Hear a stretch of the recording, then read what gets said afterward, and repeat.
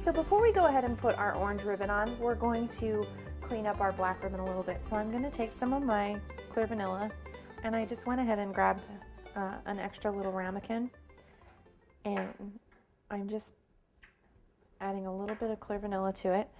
And then I have my same brush that I've cleaned out, and all I'm going to do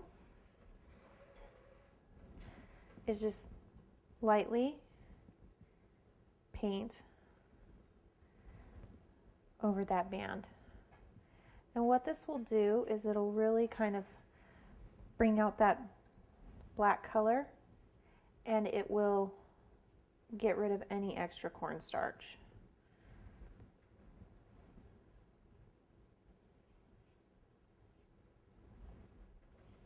Now if you have an airbrush, airbrushing with either clear vanilla or vodka works really well to remove extra cornstarch as well. But I find on a small project like this, just a nice soft brush will do the trick.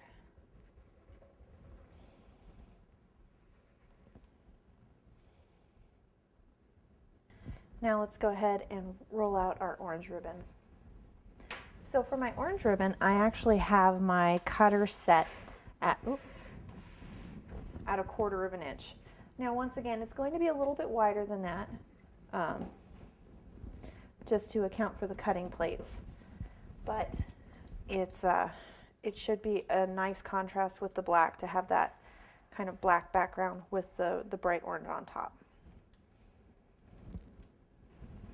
And we want the thickness to be as uniform as we can get it. So go ahead and run your hands over the top. If you feel any kind of thick portions, go and try to even those out best you can.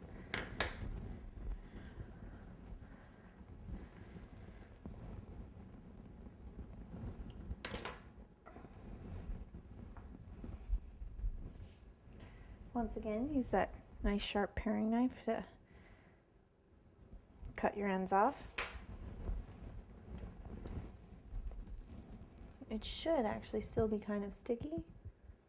Yes, perfect. So we don't need to add any sort of liquid to our black ribbon to get our orange to stick. So once again, just line up on that same seam that you used on your black ribbon.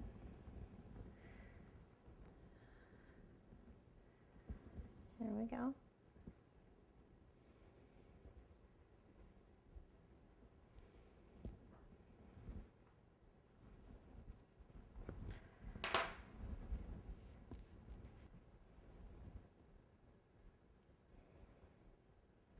Because I really want my orange to be vibrant, I'm going through again with my clear vanilla and just painting over the top of it just to make sure I pick up all that extra cornstarch, so that nice vibrant hunter's orange comes through.